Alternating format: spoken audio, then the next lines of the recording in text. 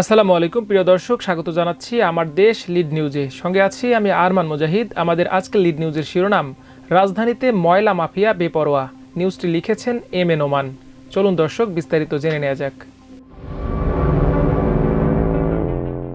ঢাকা উত্তর সিটি কর্পোরেশনের অধীনে গুলশান এলাকার বাসাবাড়ির বর্জ্য অপসারণের দায়িত্ব পালন করছে ভাই ভাই এন্টারপ্রাইজ নামে একটি বেসরকারি প্রতিষ্ঠান। এলাকার ৬৬ নম্বর রোডের ১৮ নম্বর বাড়িতে ১৮টি ফ্ল্যাট রয়েছে। বাড়ির মালিক প্রতি মাসে ৩,০০০ টাকা বর্জ্য বিল বাবদ ভাই ভাই এন্টারপ্রাইজকে পরিশোধ করে আসছে। মার্চ মাসের বিল বাবদ ৩,০০০ টাকার মানি রিসিটের সঙ্গে একটি চিঠিও দেওয়া হয়। এতে পরবর্তী মাস থেকে প্রতি ফ্ল্যাট বাবদ ৫০০ টাকা করে বর্জ্য বিল নির্ধারণের কথা জানানো হয়। এ হিসেবে ওই বাড়ির বর্জ্য বিল দিতে হবে ৯,০০০ টাকা। ফ্ল্যাট মালিকরা সম্মিলিতভাবে কোম্পানির এমন সিদ্ধান্তের প্রতিবাদ করেও কোনো প্রতিকার পাচ্ছেন না। একই এলাকার পাশের রোডের আরেকটি বাড়ির মালিক ভাই ভাই এন্টারপ্রাইজকে প্রতি মাসে বর্জ্য অপসারণ বাবদ বিল দেন ৭,০০০ টাকা। চলতি মাস থেকে কোম্পানিটি ১৮,০০০ টাকা দাবি করে। গৃহস্থালির বর্জ্য অপসারণ নিয়ে পুরো ঢাকায় অরাজক পরিস্থিতি চলছে। খোঁজ নিয়ে জানা গেছে ভাই ভাই এন্টারপ্রাইজের মতো এমন শত শত প্রতিষ্ঠান বর্জ্য অপসারণের কাজ করছে। সিটি কর্পোরেশনে এদের বিষয়ে তেমন কোনো নথিপত্রও নেই। ঢাকাবাসী এদের ময়লা মাফিয়া হিসেবে আখ্যায়িত করে ক্ষোভ প্রকাশ করছেন। গুলশান এলাকার বাড়িগুলোর বর্জ্য অপসারণের বিষয়ে ভাই ভাই এন্টারপ্রাইজের দেয়া একটি চিঠির বিষয়ে অনুসন্ধান চালায় আমার দেশ। অনুসন্ধানে জানা গেছে বছরে ঢাকায় বর্জ্য অপসারণ নিয়ে তৈরি হয়েছে হাজার কোটি টাকার বাণিজ্য। এছাড়াও রাজধানীর বর্জ্য ব্যবস্থাপনায় দুর্বলতা, ২ সিটি কর্পোরেশনের পরিচ্ছন্নতা কর্মীদের দায়িত্ব পালনে নাকাল অবস্থা, বর্জ্য অপসারণ নিয়ে ঢাকার সাবেক মেয়র সাইদ খোকনের গিনেস বুক রেকর্ড কেলেঙ্কারি, পাড়ায় পাড়ায় বর্জ্য অপসারণের নামে মাফিয়া চক্র গড়ে ওঠা, নাগরিকদের জিম্মি করে টাকা আদায়ের কাহিনী বেরিয়ে এসেছে। মাফিয়া চক্রের মাধ্যমে কোথাও কোথাও বর্জ্য অবরোধের ঘটনারও প্রমাণ পাওয়া গেছে। জানা যায় গুলশান ২ এলাকার বর্জ্য অপসারণের দায়িত্ব পালনকারী ভাই ভাই এন্টারপ্রাইজ গত ২৭ মার্চ ওই এলাকার বাড়ির মালিক ম্যানেজারদের প্রতি একটি নোটিশ দেয়। বর্জ্য বিল বৃদ্ধিকরণ প্রসঙ্গে শিরোনামে দেয়া নোটিশে উল্লেখ করা হয়, আমরা ভাই ভাই ক্লিনার এন্টারপ্রাইজ ময়লা আবর্জনা সুনামের সহিত দীর্ঘদিন যাবৎ অপসারণ করিয়া আসিতেছি। ভাই ভাই ক্লিনার এন্টারপ্রাইজ প্রতি ফ্ল্যাট, ইউনিট, অ্যাপার্টমেন্টের ওপর নির্ধারিত বিল ৫০০ টাকা ধার্য করা হয়েছে। ডুপ্লেক্স বাড়ির বিল ১,০০০ টাকা। ১ এপ্রিল থেকে এ বর্ধিত বিল কার্যকর হবে। প্রতি মাসে ১০ তারিখের মধ্যে এ বিল পরিশোধ করার অনুরোধ করা হচ্ছে। ময়লা বিলের বিষয়ে গুলশান ২ এলাকার ৬৬ নম্বর রোডের ১৮ নম্বর বাড়ির একটি ফ্ল্যাটের মালিক জানান, এ বাড়িতে মোট ১৮টি ফ্ল্যাট রয়েছে। আমরা সবাই মিলে প্রতি মাসে ৩,০০০ টাকা বিল দিয়ে আসছি। এখন হঠাৎ করে ৩ গুণ বাড়িয়ে ৯,০০০ টাকা করে দিয়েছে। আমরা জানি না এটা সিটি কর্পোরেশনের সিদ্ধান্ত কিনা, তবে যখন আমাদের একজন প্রতিবাদ করে তখন তিনি বর্জ্য অপসারণকারীদের দ্বারা অপমানের শিকার হয়েছেন।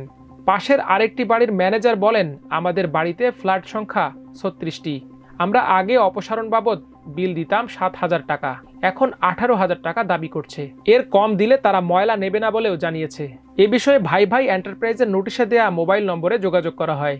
নিজেকে কোম্পানিটির পরিচালক পরিচয় দিয়ে নাম প্রকাশে অনিচ্ছুক ওই ব্যক্তি বলেন, আমরা অনেক দিন ধরে গুলশান এলাকায় ময়লা ও আবর্জনা অপসারণ করে আসছি।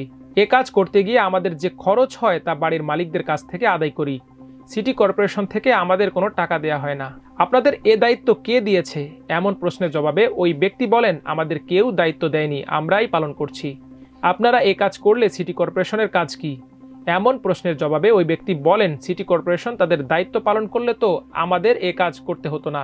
৩,০০০ টাকা বিল হঠাৎ করে ৯,০০০ টাকা করে দিলেন কেন? এমন প্রশ্নের জবাবে ওই ব্যক্তি বলেন, এটা আমি বলতে পারবো না, উপরের লোকেরা বলতে পারবেন। উপরের লোকদের পরিচয় জানতে চাইলে তিনি বলেন, আমি এটাও বলতে পারবো না। এ বলেই তিনি টেলিফোনের লাইন কেটে দেন। ঢাকার ২ সিটি কর্পোরেশনের দায়িত্বশীল সূত্র জানিয়েছে, ঢাকায় ২টি সিটিতে এখন ১২৯টি ওয়ার্ড রয়েছে। এ ওয়ার্ডগুলোতে ৩,৯৫,৮৫৫টি হোল্ডিং রয়েছে। অধিকাংশ হোল্ডিংয়ে ৬ থেকে ১২টি করে ফ্ল্যাট রয়েছে। কোনো কোনো হোল্ডিংয়ে ১০ তলা ভবনে ৪০ থেকে ৮০টি পর্যন্ত ফ্ল্যাটও রয়েছে। সিটি কর্পোরেশনের রাজস্ব বিভাগের কর্মকর্তারা জানান, বর্জ্য অপসারণের জন্য কোম্পানিগুলোকে কিছু শর্ত দেওয়া হয়েছে। এর মধ্যে প্রতিটি কোম্পানিকে ফ্ল্যাট প্রতি ১৫০ টাকার বেশি না নেয়ার সীমারেখা দেওয়া হয়েছে। ১৫০ টাকা করে ধরে ঢাকায় বছরে ৭৫০ কোটি টাকার ময়লা বাণিজ্য হয়। তবে বিভিন্ন এলাকা ঘুরে দেখা গেছে কোথাও ২০০ টাকা, আবার কোথাও ৩০০ টাকাও নেওয়া হয় ময়লা অপসারণের জন্য। এছাড়াও ঢাকায় ৭,০০০-এরও বেশি হোটেল ও রেস্তোরাঁ রয়েছে। প্রতিটি রেস্তোরাঁ থেকে বর্জ্য সংগ্রহ বাবদ মাসে কমপক্ষে ২,০০০ টাকা করে নেওয়া হচ্ছে বলে জানিয়েছেন বাংলাদেশ রেস্টুরেন্টস ওনার্স অ্যাসোসিয়েশন। অ্যাসোসিয়েশনের এক নেতা জানান, সাধারণ মানের রেস্তোরাঁ থেকে ২,০০০ টাকা করে দেয়া হলেও অভিজাত এলাকার রেস্তোরাঁ মালিকদের ৫,০০০ টাকা পর্যন্ত দিতে হচ্ছে। সব মিলিয়ে ঢাকায় প্রতি বছর অন্তত ১,০০০ কোটি টাকার ময়লা বাণিজ্য হয়। এর সঙ্গে সরাসরি রাজনৈতিক দলের নেতারা জড়িত বলেও জানান নাগরিক সুবিধা নিশ্চিতের দায়িত্বে থাকা সিটি কর্পোরেশনের কর্মকর্তারা। বিগত আওয়ামী লীগ সরকারের আমলে ঢাকায় ময়লা অপসারণ নিয়ে বাণিজ্য গড়ে ওঠে। ক্ষমতাসীন দলের বিভিন্ন অঙ্গ ও সহযোগী সংগঠনের ওয়ার্ড কমিটি গ্রুপ করে বাণিজ্য নিয়ন্ত্রণ করে। বিভিন্ন এলাকার বাসিন্দারা জানিয়েছেন, বর্জ্য অপসারণকারীদের দৌরাত্ম্য নতুন নয়। রাজনৈতিক ছত্রছায়ায় তারা মাফিয়াগিরি করছেন। প্রতিবাদ করলে ময়লা নেওয়া বন্ধ করে দেন।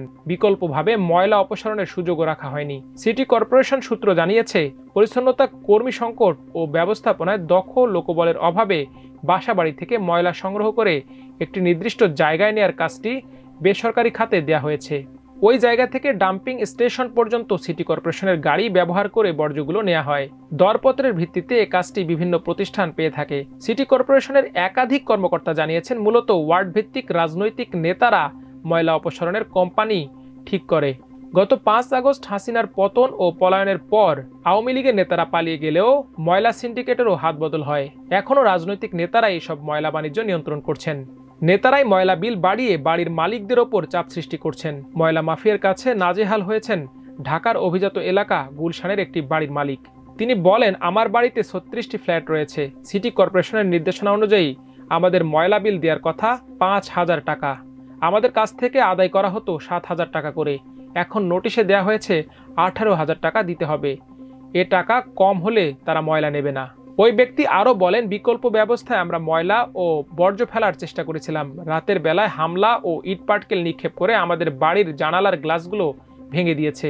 আমরা অনেকটা তাদের কাছে জিম্মি হয়ে পড়েছি। ফ্ল্যাট প্রতি ৫০০ টাকা দেয়া বড় কথা নয়, কিন্তু বর্জ্য অপসারণকে কেন্দ্র করে যে পরিমাণ অরাজকতার সৃষ্টি হয়েছে, এটার প্রতিকার জরুরি। ময়লা মাফিয়াদের কবল থেকে বাঁচতে এলাকা ভিত্তিক সমিতিগুলো নিজ উদ্যোগে ময়লা অপসারণের দায়িত্ব নিয়েও তা করতে পারেনি। কয়েকটি সমিতি বা সোসাইটি সিটি কর্পোরেশন থেকে অনুমোদন নিয়ে নিজেদের ময়লা নিজেরা যথাস্থানে ফেলার উদ্যোগ নিলেও ময়লা মাফিয়াদের দৌরত্বের কাছে হেরে যান। গত ৫ সেপ্টেম্বর গুলশান সোসাইটি একটি নোটিশ জারি করেছিল। তাতে উল্লেখ করা হয়, গুলশান মডেল টাউনে অবস্থিত সকল ভবন ও অ্যাপার্টমেন্ট মালিক সমিতির অবগতির জন্য জানানো যাচ্ছে যে ঢাকা উত্তর সিটি কর্পোরেশনের অনুমোদন ক্রমে গুলশান সোসাইটি বাসাবাড়ি ও গৃহস্থলী বর্জ্য এবং আবর্জনা অপসারণের কার্যক্রম শুরু করেছে। এখন থেকে কেবল গুলশান সোসাইটি গুলশান এলাকার বর্জ্য অপসারণ করবে। কাজেই এখন থেকে কোনো বর্জ্য বা আবর্জনা সংগ্রহের জন্য অন্য কোনো ব্যক্তি বা প্রতিষ্ঠানকে কোনো বিল বা চার্জ প্রদান না করার অনুরোধ করা যাচ্ছে। গুলশান এলাকার অধিবাসীরা জানান, গুলশান সোসাইটির এ নোটিশ গত ৮ মাসেও কার্যকর করা সম্ভব হয়নি। আসলে আমরা সবাই ময়লা সিন্ডিকেটের কাছে জিম্মি হয়ে পড়েছি। পুরো ঢাকা শহরই এখন একটি ময়লা ভাগাড়ে পরিণত হয়েছে। বেশ আক্ষেপের স্বরে এ কথা বলেছেন রাজধানীর যাত্রাবাড়ি এলাকার বাসিন্দা শামীম আহমেদ। তিনি বলেন, গুলিস্তান থেকে যাত্রাবাড়ি হয়ে যেদিকে যাবেন ময়লা আবর্জনা আর বর্জ্য ছাড়া ভালো কিছু চোখে পড়বে না। রাজধানীর পুরান ঢাকা হিসেবে পরিচিত ওয়ারী, ইসলামপুর সহ আশপাশের এলাকাগুলো ঘুরে দেখা গেছে সড়কের মোড়ে মোড়ে ময়লার ভাগাড়। নতুন ঢাকা হিসেবে পরিচিত ধানমন্ডি, গুলশান, উত্তরা, মিরপুর, মোহাম্মদপুর, রামপুরা, বাড্ডা, ফকিরাপুল, কারওয়ান বাজার ও শ্যামলী সহ আশপাশের আরও কিছু এলাকা ঘুরেও একই দৃশ্য দেখা গেছে। এজন্য অপরিকল্পিত নগরায়ন ও নগরের ধারণ ক্ষমতা ৪ গুণের বেশি মানুষ বসবাসকে দায়ী করছেন নগরবিদরা। তাদের মতে, একটি আধুনিক শহর বা নগর গড়ে তোলার জন্য যেসব পরিকল্পনা ও প্রস্তুতি দরকার, ঢাকার ক্ষেত্রে সেটা নেওয়া হয়নি। ময়লা আবর্জনা ও বর্জ্য নিয়ে ঢাকাবাসীর দুঃখ কষ্টকে অনেকটা মশকরা হিসেবে নিয়ে গিনেস বুক রেকর্ড নাটক খেলেন ঢাকা দক্ষিণ সিটি কর্পোরেশনের সাবেক মেয়র ও পলাতক আওয়ামী লীগ নেতা সাঈদ খোকন। ২০১৮ সালের ১৩ এপ্রিল ঢাকার মেয়র থাকাকালে সাঈদ খোকন গুলিস্তানে পরিচ্ছন্নতা কর্মী ও আওয়ামী লীগের বেশ কিছু নেতাকর্মীকে লুঙ্গি পরিয়ে রাস্তায় নামিয়ে দেন। এর কয়েক মাস পর সাঈদ খোকন ঘোষণা দেন, পরিচ্ছন্নতার জন্য Dhaka Dakshin city corporation Guinness book of world record জয় করেছে। তিনি এ সংক্রান্ত একটি সাইনবোর্ড নগর ভবনের উপর ঝুলিয়ে দেন। সাঈদ খোকনের বিদায়ের পর আরেক আওয়ামী লীগ নেতা ও পলাতক মেয়র শেখ ফজলে নূর তাপস এ সাইনবোর্ড খুলে ফেলেন। সিটি কর্পোরেশনের কর্মকর্তারা সাঈদ খোকনের এ অভিনব রেকর্ড নিয়ে বেশ উপহাস করতেন। নগর ভবনের কর্মকর্তারা জানান, সাঈদ খোকন যখন ওই বিলবোর্ডটি টানান, তখনও নগর ভবনের চারপাশ সহ গোটা গুলিস্তান এলাকা ময়লা আবর্জনায় ভরা ছিল।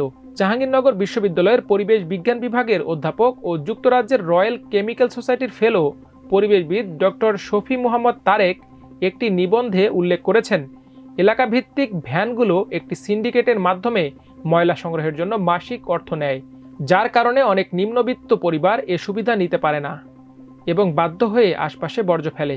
এ সমস্যা সমাধানে সিটি কর্পোরেশন যদি নিজ উদ্যোগে এ ভ্যান ব্যবস্থা সরকারিভাবে পরিচালনা করে এবং মাসিক খরচ সবার জন্য যৌক্তিকভাবে নির্ধারণ করে, তবে তা দরিদ্র পরিবারগুলোর জন্য সুবিধাজনক হবে। এছাড়া আশপাশে বর্জ্য ফেলার জন্য জরিমানা ব্যবস্থা চালু করা যেতে পারে, যা মানুষকে বর্জ্য সঠিক স্থানে ফেলার জন্য উৎসাহিত করবে। সরকারের প্রতি পরামর্শ দিয়ে অধ্যাপক শফি মোহাম্মদ তারেক বলেছেন, প্রতিটি বাসাবাড়িতে আলাদা আলাদা কন্টেইনার সরবরাহ করা যেতে পারে, যার মাধ্যমে বিভিন্ন ধরনের বর্জ্য আলাদা আলাদাভাবে সংগ্রহ করা সম্ভব। এটি পরবর্তী সময়ে পৃথকীকরণের কাজে সহায়ক হবে এবং পুনঃপ্রক্রিয়াজাত বর্জ্যগুলোর ব্যবস্থাপনা আরও সহজতর হবে। ইঞ্জিনিয়ার্ড পদ্ধতি ব্যবহার করে নতুন ল্যান্ডফিল তৈরির ব্যবস্থা গ্রহণ করা প্রয়োজন, যাতে সেখান থেকে নির্গত দূষক পরিবেশের ক্ষতি না করতে পারে। সঠিক পরিকল্পনার মাধ্যমে এই ল্যান্ডফিলগুলোয় গ্যাস ও লিচেট সংগ্রহের আধুনিক ব্যবস্থা স্থাপন করা দরকার, যা পরিবেশ সুরক্ষার পাশাপাশি শক্তি উৎপাদনেও সহায়ক হবে। দর্শক, আজ এ পর্যন্তই। সবাই ভালো থাকুন, সুস্থ থাকুন, আমার দেশের সঙ্গে থাকুন। আল্লাহ হাফেজ।